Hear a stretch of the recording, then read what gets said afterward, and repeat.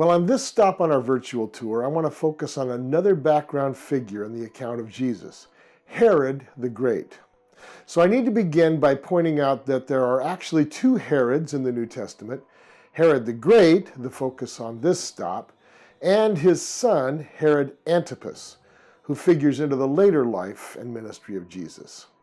So, Herod the Great, we think he was probably born around 73 BC. He came from Edomite ancestry. Now, the Edomites were enemies of Israel. They were descendants of Esau, you may remember, and Esau was the one who sold his birthright to his brother Jacob. In the time of Herod's grandfather, or maybe great-grandfather, Herod's family had converted to Judaism. And in his youth, his influential father appointed Herod governor of Galilee.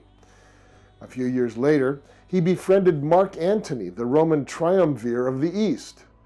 But in the Roman Civil War, Herod turned against Mark Antony and sided with Octavian, who later became Caesar Augustus. And for his support of Augustus, the Roman Senate gave Herod the title King of Judea.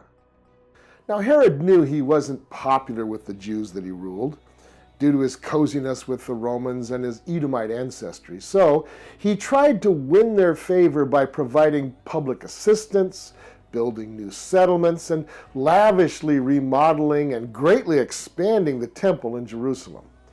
However, all of these benefits cost money, so he further alienated his Jewish subjects by imposing heavy taxes in addition to the taxes levied by Rome. His followers were known as Herodians, and they're mentioned by Matthew and Mark in the Gospels as among the Jewish groups who hated and plotted against Jesus. The Herodians were looked down on by other Jews because many of the Herodians adopted a Greek lifestyle and were very willing to work with the despised Roman occupiers. And I think it's amazing that the various factions like the Pharisees and the Sadducees and the Herodians or managed to put their differences aside to unite against Jesus. The sheer hatred for Jesus then and now, well, it takes my breath away. Now, Herod was the ultimate political survivor, and he overcame many attempts to overthrow him. He was rumored to have a personal bodyguard of something like 2,000 hardened troops. Herod was also known for his slick political maneuvers, his shady alliances, and ruthless assassinations of his opponents.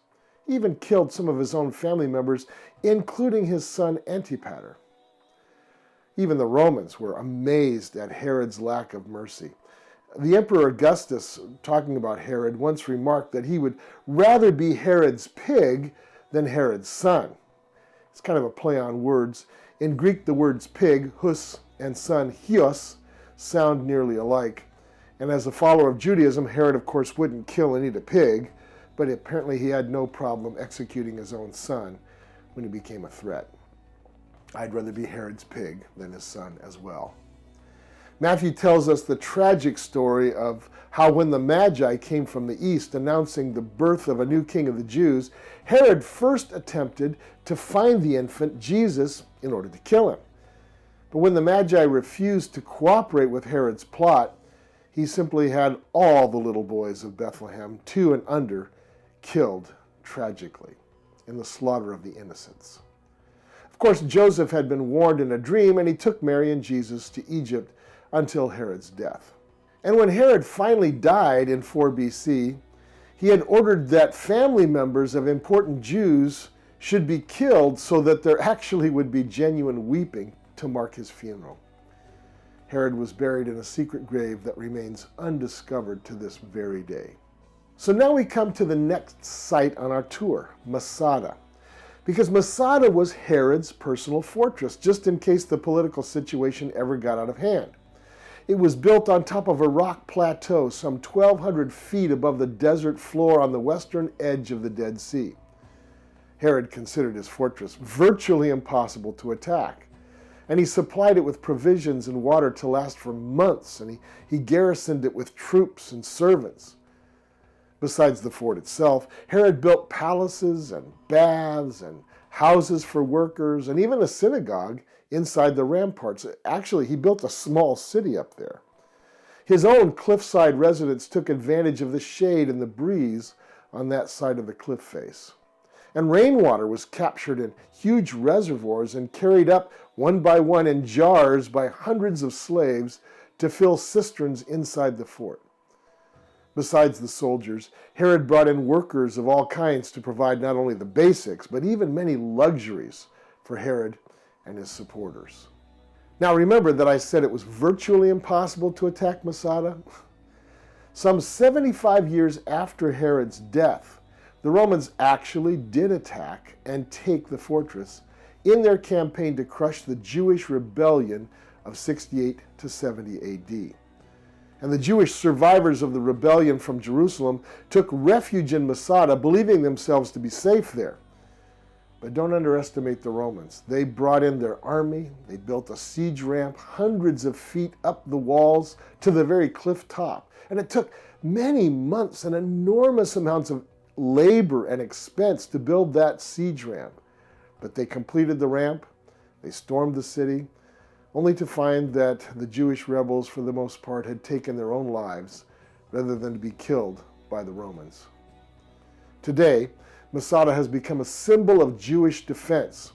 The Israeli army holds its swearing-in ceremonies for certain elite units at Masada with the vow, Masada shall never fall again. So, with that background, come along with Melinda and me to the historic fortress of Masada by the Dead Sea. We're here in Israel in Masada, which is at the southern end of the country, and we're standing in this desert fortress palace built by Herod the Great. Herod has a reputation, as is shown in the Bible, of being ruthless, being paranoid. He was somebody that wasn't going to take any chances of being bumped off or replaced, and so he built this enormously expensive temple complex, actually not a temple complex, fortress complex up here in Masada, in order to ensure that his rule would be preserved during his lifetime. And it was full of storehouses, there was a place of worship, there were baths, residences, there was an assembly hall, and of course Herod's personal residence, all of which were designed to be a place of refuge just in case Herod ever needed to escape here. We don't know how much time he ever spent here, but we know that it was there just in case he needed it. And so enormous amount of money spent just for Herod's security. Talk about security.